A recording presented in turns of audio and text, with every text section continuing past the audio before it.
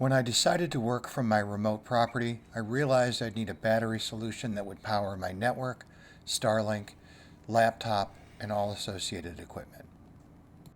After looking at the available brands, I decided to go with Ecoflow, specifically their Delta2 Max, as you see here.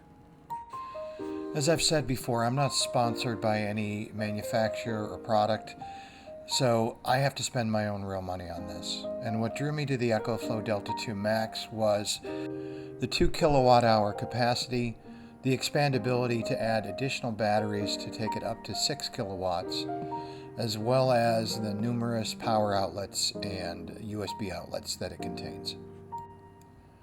The Delta2 Max is the workhorse, and it sits in my tent all day long, powering my devices such as Starlink and my network Wi-Fi router. The smaller River 2 that you see at the top is a 500 watt-hour battery, and I use that primarily to power my laptop during the day as well as charge my phone and devices. These two batteries have worked fairly well over the last 2 years to power my devices. But what I found as the summer of 2025 progressed was the Delta2 Max was steadily losing power and not holding a full 2 kilowatt hour charge. Even though I would charge it to 100% in the morning, by 1 or 2 in the afternoon, it would be at 0%. And then I'd have to start the generator up, charge up the battery over my lunch hour, and that would get me through till 5 or 8 o'clock at night, depending on how much television watching I was doing. Now, my average draw is just under 100 watts. So even with counting in the inverter cost, the 2048 watt-hour battery should last around 18 to 19 hours. And I was instead getting maybe 8 hours out of it before I'd have to recharge. So I contacted Ecoflow and explained the problem to them via email. And they had me do a troubleshooting procedure where I reset the battery management system on the battery to check to see whether it was just an imbalance in the cells. I'm going to cover that process here because it is out there and available online, but it's not easy to find. So here it goes. So I'm going to run through the, I think of it as a BMS reset process on my River 2 right here. I've discharged it to 0. That's essentially just unplugging the battery so it can't charge up again, and then plugging in devices and letting it run down completely to 0. And the first step in the process is to bring up the screen and then press and hold the power button till it turns completely off. I'll then take this in and plug it in and charge it to 100%.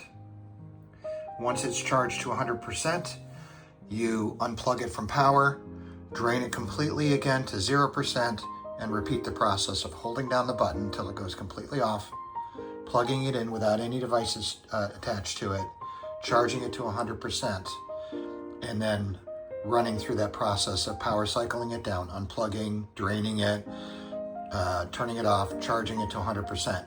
And those 2 power cycles should reset the battery management system.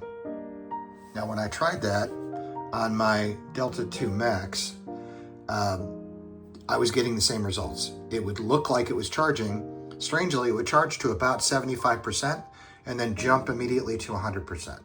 So it would kind of stall at 75% for a while and then jump to 100%. I thought it might have been something in the software on the app that I use, but it was consistent.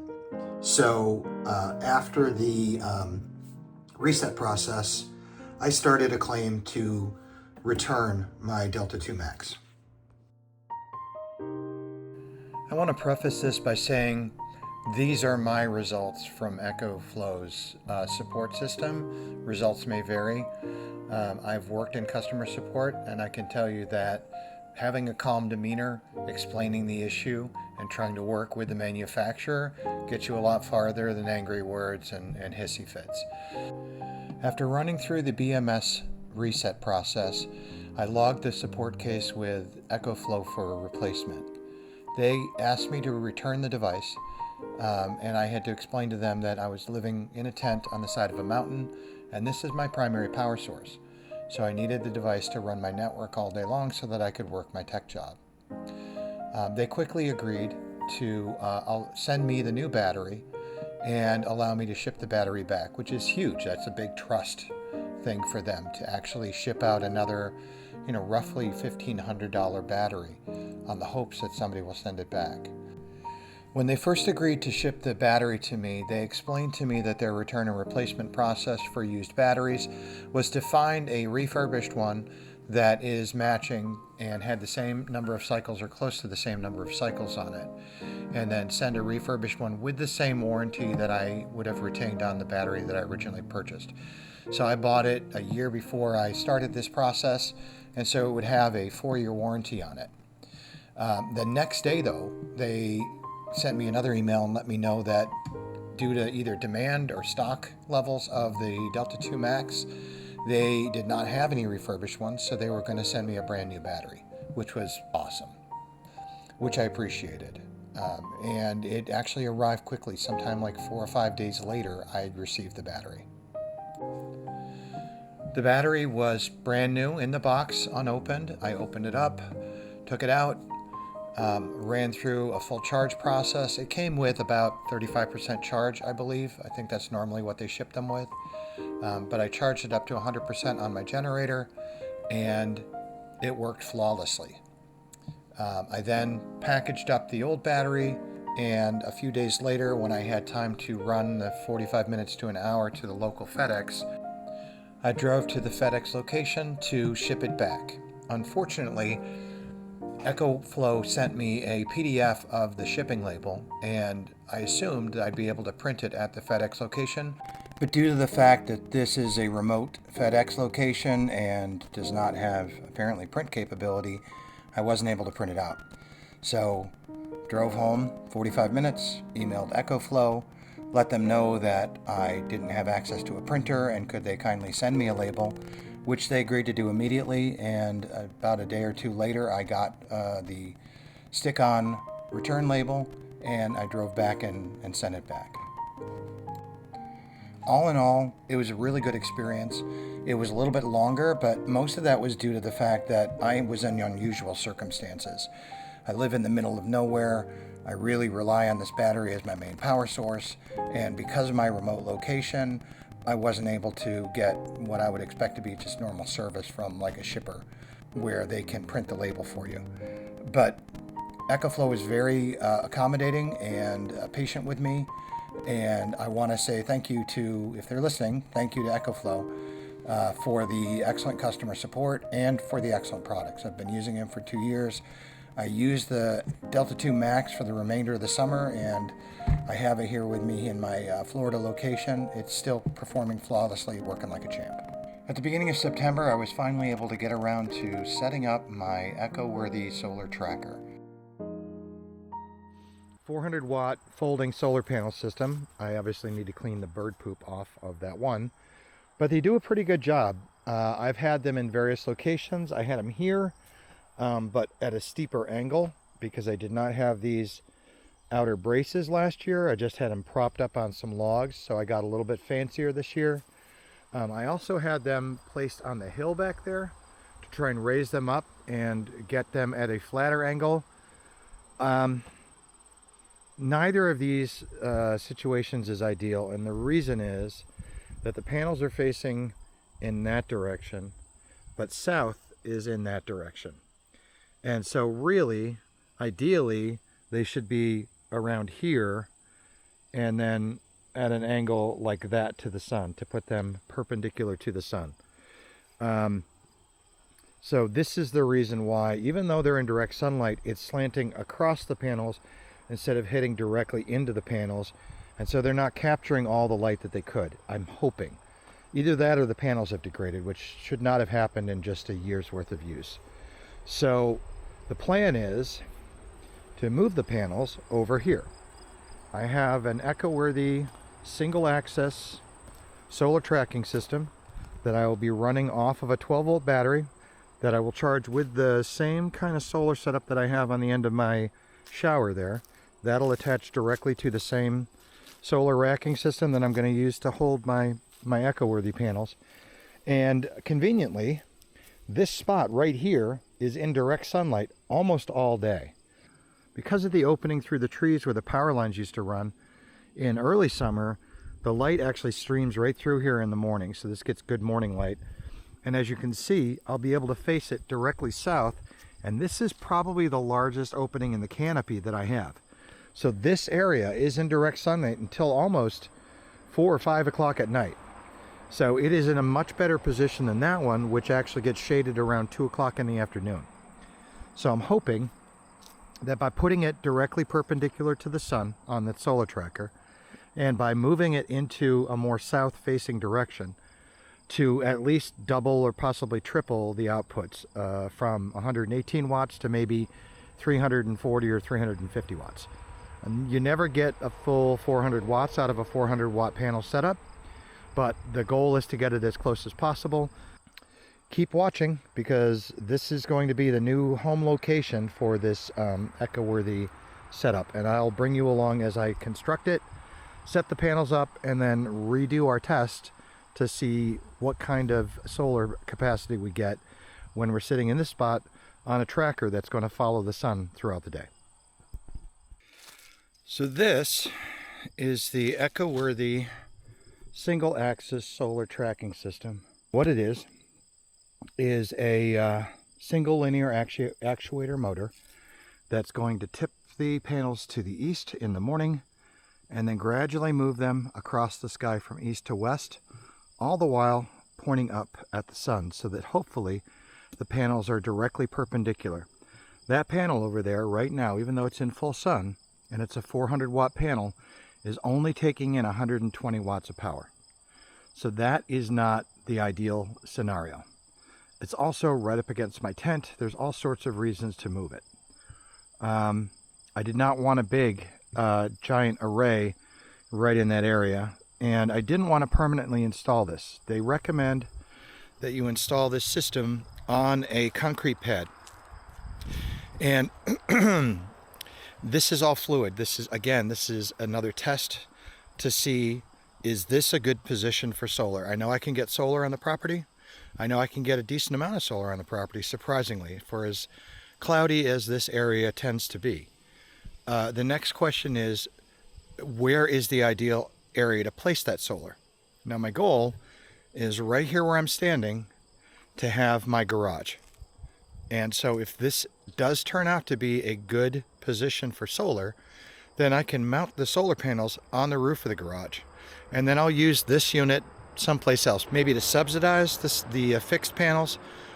Maybe if I get real salty, I can haul it all the way up the hill where the new cabin is going to be, and I can mount these panels to supply power for that tiny little weekend cabin that I'm making, to give me integrated power. That's why I bought the Ecoflow Delta2 Max battery, was to use it here temporarily to power my off-grid situation with the tent, and then eventually that will turn into the power system up the hill. So how am I going to mount this? I don't have a concrete pad. I don't want to pour a permanent concrete pad that I'm then going to have to dig out. Well, I just so happen to have what I think is the perfect mounting solution already in place that is already perfectly suited for it, and that's this. This is the stump of my old power pole. The stump is already buried in the ground a good probably 4 to 6 feet, and it should be large enough to mount this solar array on. So I'm going to set the camera down. I'm going to get to opening the box. I want to credit a couple of YouTubers. I'll put their names on the screen here. I've watched several install videos, and I've taken away some interesting points from them. One of the YouTubers used this like a plastic table to lay out all the parts and keep things organized, and I thought that was just something I would have not probably thought of myself, but it's just a genius idea. There are going to be about 11 bags of screws in here. They all go in specific order. The parts all go in a specific order, and so being able to lay them out in a sequence on a table where they're going to be off the ground, you're not going to hopefully have to worry about losing anything. I will probably spin this around and try to level it a little bit, or move it down there so that it is in a more stable position, because as you can see, I'm holding the camera square and perpendicular, and obviously Just like most of my property, it's not flat. So I'm going to open the bag up. I'm going to spread out my parts. I'm going to try and stand up my main support and see how it fits on that platform, and then I'll come back to you.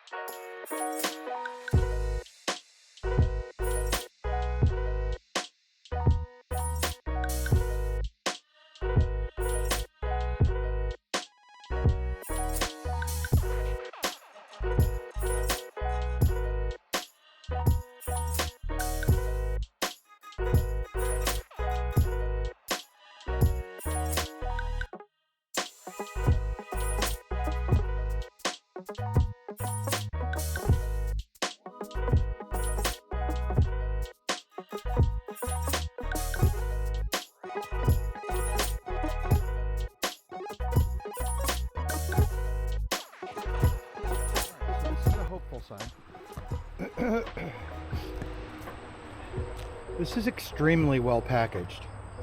There is a box inside of a box. This is our unistrut. This is what the panels will actually mount to. It's got a really nice complete installation guide here, talking about the solar tracker, all the different parts you're going to get, step-by-step instructions with images. That's just awesome. So we're going to make sure we don't lose that. I'm going to set this down and I'm going to pull out all the parts, and then I'll lay it out and I'll let you guys take a look at it.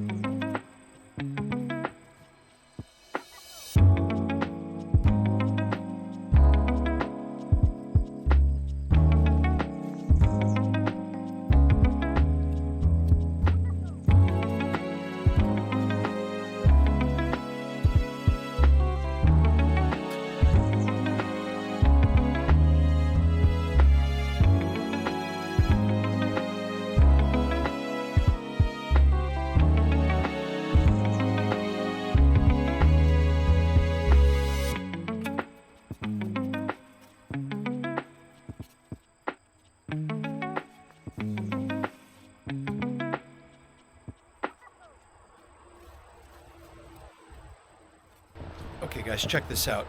So just the sheer amount of packaging material that they put into this is solid steel. This is heavy duty solid steel. And they did a very good job, including putting in what I think is this was just for packaging. It's a solid metal plate, looks like galvanized steel, that they put into the package just because of the sheer weight of this main pole. They didn't want it to come back out through the box, and heavy dense foam packing.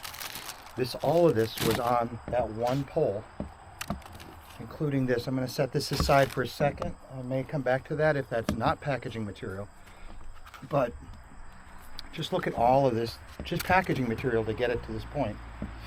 Each of the items is individually boxed.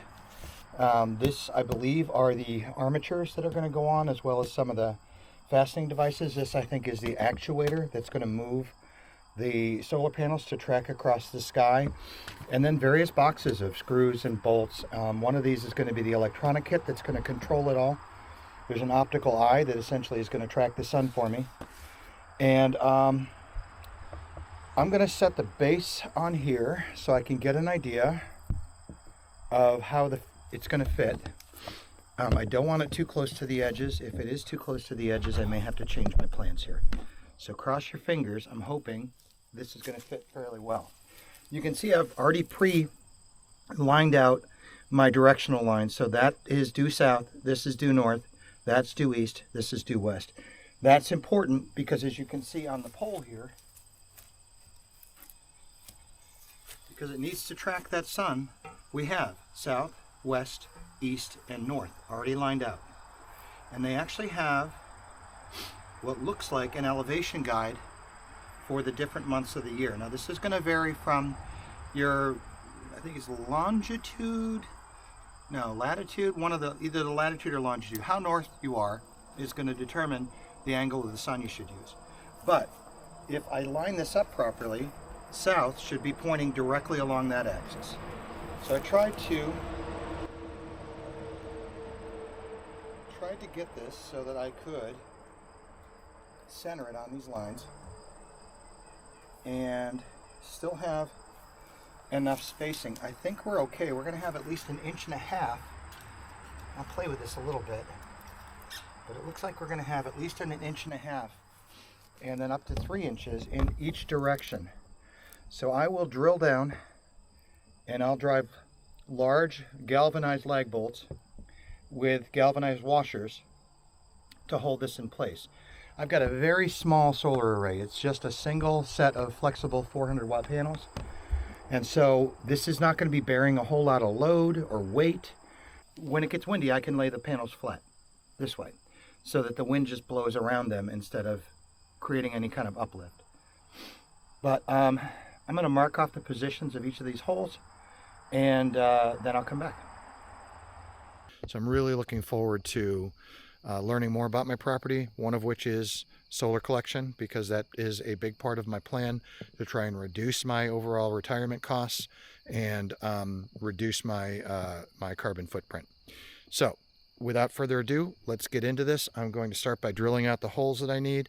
I'm going to go slightly smaller than the outer diameter, probably around the size of the metal going through the threads. Possibly just a little bit smaller. I don't want it too small or else there is a possibility, even though this is several inches from the side, that I could crack the post. So it's got to be small enough that the threads get good grip and large enough that I don't crack the post. So that's the goal. So I'm going to do that, and I'll probably do 1 or 2 holes and then time lapse the rest so that you guys can see the process. Okay. So that looks like 5/16. Let me just double check that. Yep, 5/16. So this is ideal. I'm going to double check this to make sure this is the, yep, that is the one. It's too big to go in that one, and it slaps around in the hole above it. So that's my selected drill bit. These are super handy.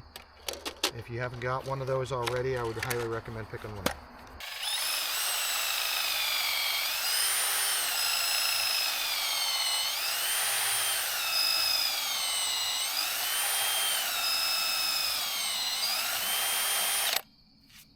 So I'm pulling it out because you can see they really soak these things with creosote. This thing has been in the ground since I think 1974, and it's still soaked inside with creosote. Not super damp, but damp enough. All right, so there's the first hole. Let's start on the second one. I'm just going to go in a clockwise pattern around this. Try and center the bit again closely as possible to the center of the hole.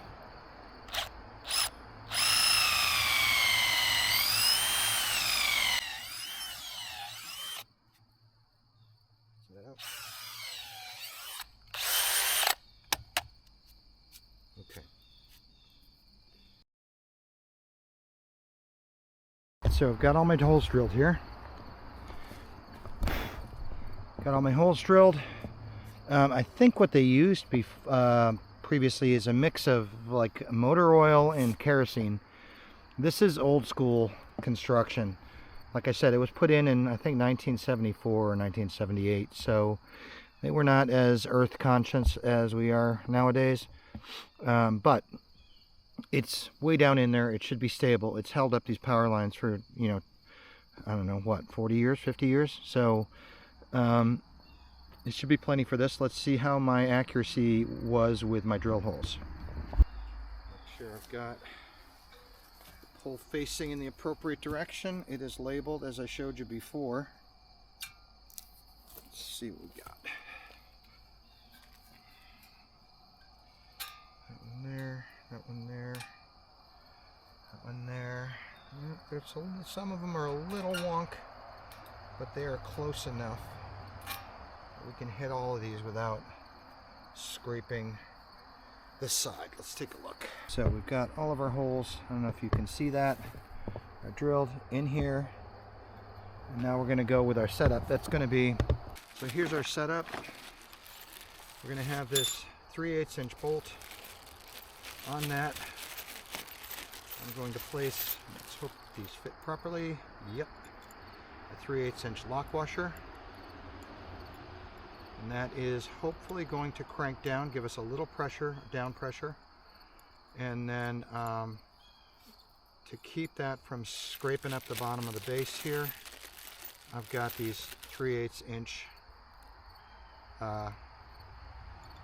regular standard washers. And that should keep it step off and give us plenty of hold down power there. So I'm going to just thread the first one in by hand a little bit, and then we'll get an impact driver to get this seated down in there, and I'm just going to go all the way around, lock all these down, and that's the first step. So I've got this Makita driver. This is the strongest one. Despite the fact that I centralized on Craftsman, I did get this drill driver, and it is a beast.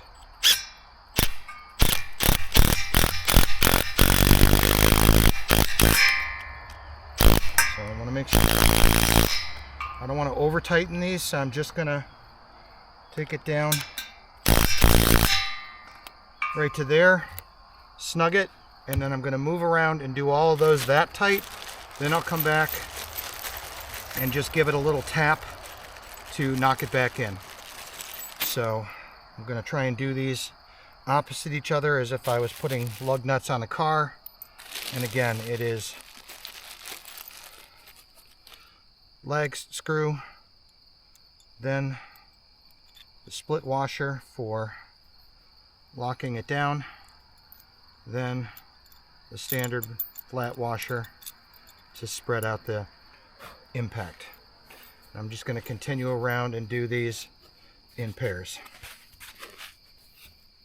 Get some of these tools out of my way. And I'm using the foam that came with the, sorry for the top of my head there, using the foam that came in the packing as some knee pads, which is great. So let's get this going.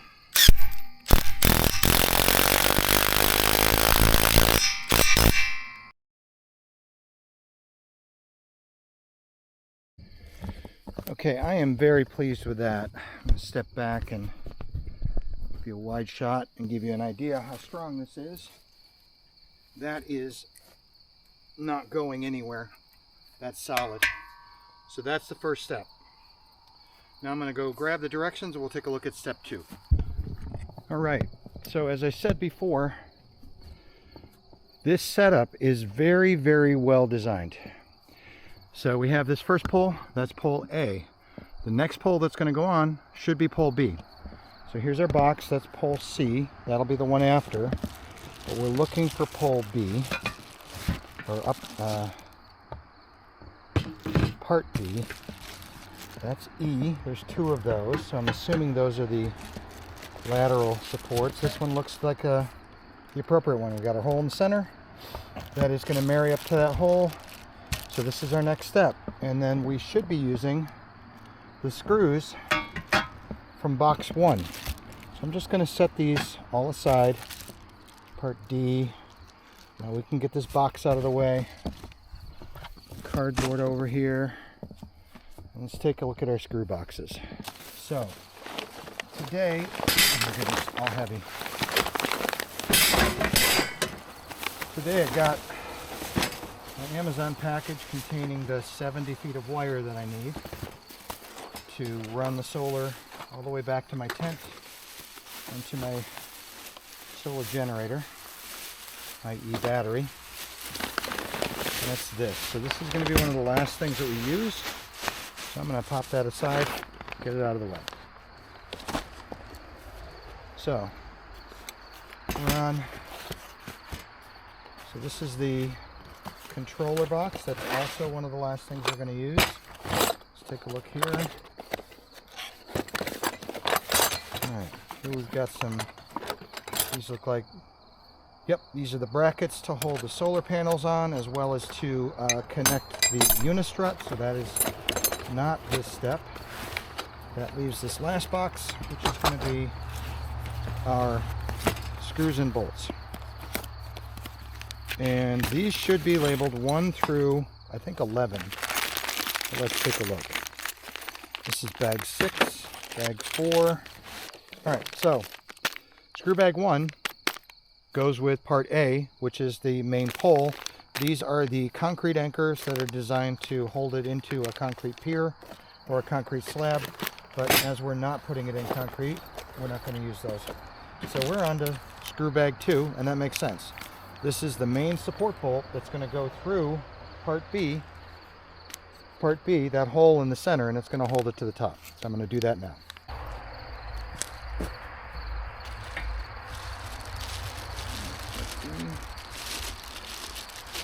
This packaging, very well done. It makes the step-by-step nature of this job very easy. Let me see if these are, there's holes on one end, so it's important to get the alignment right on this. So let's check the directions. Then that down angle. All right, so these holes are for attaching the bracing that's going to go to the actuator, I believe. Yes. Yes, those are going to go to the actuator, which means those holes need to be on the back side. And that's because the front side that sets the actual angle is going to be fixed. So these holes need to go in this direction, like that. And let's go back to step 2. Takes a little figuring out, but you can get it. So the bolt will come in from the east and go out through the west, is essentially what this is saying. It would have been helpful if they had put the actual north, south, east, west directions on this, because that's my reference point on this thing. So if the people from Ecoworthy happen to see this, you know, it would help a little bit to put the directions on there. I guess maybe if you're in the southern hemisphere, the directions would need to be different. Not sure about that, but this is me in North America. So here we go. Gonna get our big bolt and our nut. This is seriously heavy duty. I don't know if you guys can see this and compare it to the size of my finger, but that is a massive bolt. Looks like it's got a big hex thread on there, and then a regular standard thread on that side. So get this through, marry that up. Alrighty. So hopefully you start to see what the idea is here. There will be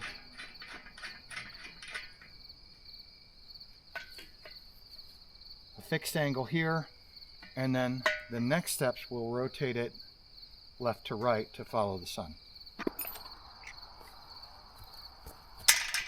There you go. That's a 19 millimeter. The next question is, do I have a big enough Allen key? Okay, I got to sort it out. It is an M12, which is an 8 millimeter Allen key, which I just happen to have. So I'm going to hold it from this end and snug that up. I don't know how tight it needs to be. That's pretty good. I don't want to scratch this powder coating too much. And it's not, like I said, it's not holding a heavy load. It needs to move freely in there so the actuator can move it. Alright, so that's the first step. Beam C is going to attach to beam B at these connection points. And that's what's going to give us our rotational to follow the sun. And they are going to use bag 3. So let's get that done. Just going to lean this here for a second. Nope. Nice thing about powder coating, very slippery. Mud and dirt and stuff slides off of it, but it also slides off of everything else. So let's get bag 3 open. Same situation. We've got an Allen key, which in this case looks like, so it's a 4 mil, I believe. Check this, marked. No, it's a 5. It's a 5 mil. So I will put in the description all of the sizes for the Allen wrenches that I'm using, because they're not described in there. They're described as M10, M12. It seems like they correlate to half, so an M10 would be a 5 mil, but I'm not sure. I like to use metric, but as far as tools go and sizing on tools, it is not my jam. But, so we've got the appropriately sized wrench, and we're going to look at the directions again. And again, I don't think it matters which way you put these in, but we're going to double check it. So they're saying they go in from the south side with the nuts on the north side. So let's just follow that direction, and you can see here hopefully how this is going to work. This would be easier with 2 people, but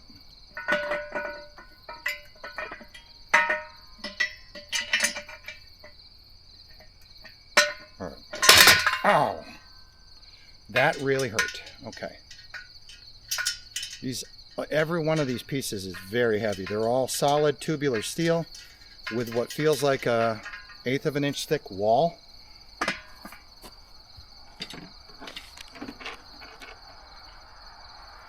So when they fall on your finger, you feel it.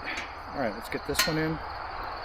Again, put this there to hold it for a second. Get this seated.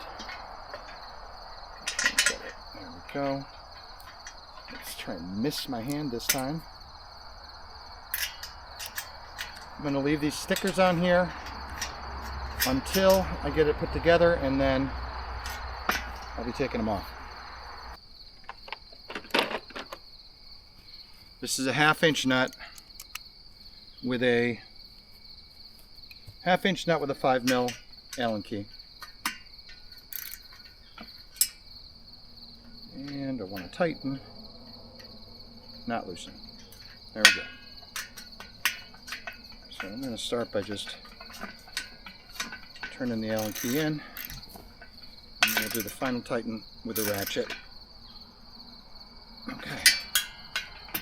These are they give you plenty of play. So you don't have to worry about cranking down on it, because there's at least a 1/16 of an inch or an 1/8 of an inch gap, even when it's fully cranked down. So get it tight. You don't want this accidentally coming apart in a storm and losing your solar panels.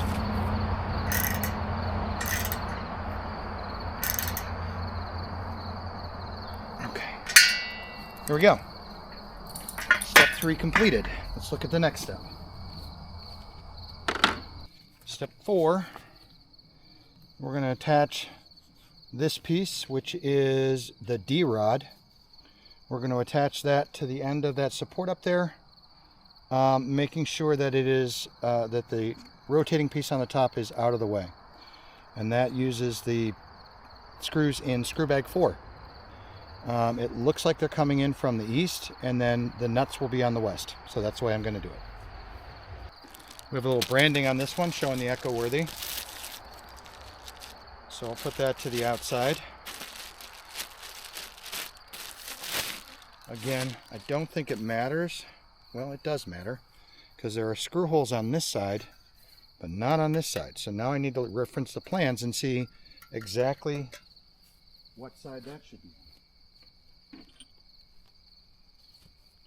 So here we go. I'm looking at the plans, and the east side, which is where the screws are going to go through, the bolts are going to go through, does not have any screw holes on it.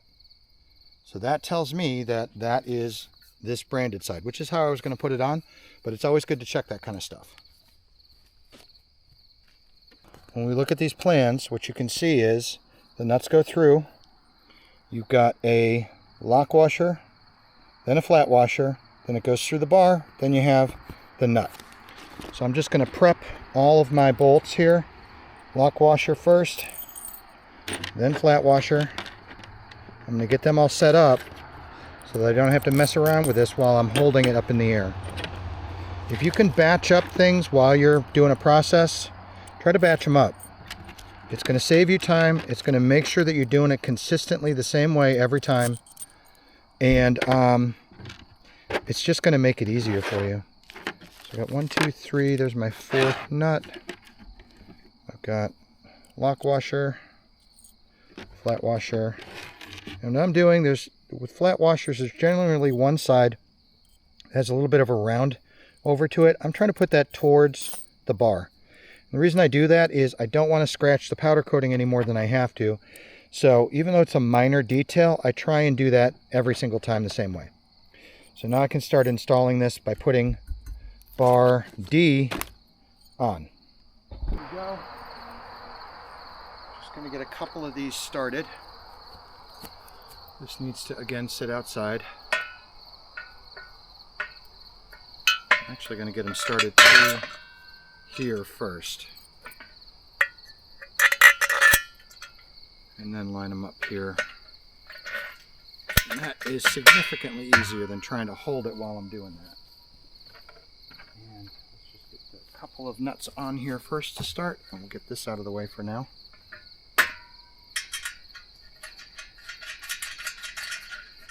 I've never done this before. I did watch several videos before I started. I highly recommend, if you're doing a complicated assembly like this, even if it's something that has really good instructions as this one does, take the time, see the mistakes that other people have made, and I'll point out some of the tips that people have, other videos have given me. When we get later in the videos, and I'll credit them, because I certainly appreciate. I don't like being bleeding edge. I don't mind being cutting edge. It's with technology as well as anything else, including my skill set. And so, I'm just trying to get this in here. And so, if other people can make the mistakes for me, I certainly appreciate that, and they deserve the credit for going through that pain. So now, of course, we've switched over from having Allen keys to just having standard bolts. So now I've got to find another wrench setup here. Okay. And there we have it. That's that step completed. In the upcoming video, I'll finish this install, give you a review of the product and what I thought of the instructions, as well as talk about a comparative analysis of what the solar tracker did for my total solar collection. I appreciate you guys watching this video. Like and subscribe if you want to continue to get notified of upcoming videos. And please comment on the video. I appreciate all the comments that you guys provide and really enjoy interacting with you. And I look forward to hearing from you guys every time I put out a video about your experiences and what I'm doing, hopefully right or wrong, to help you out. I hope you've enjoyed this video. Thanks for watching, and I'll see you on the next one.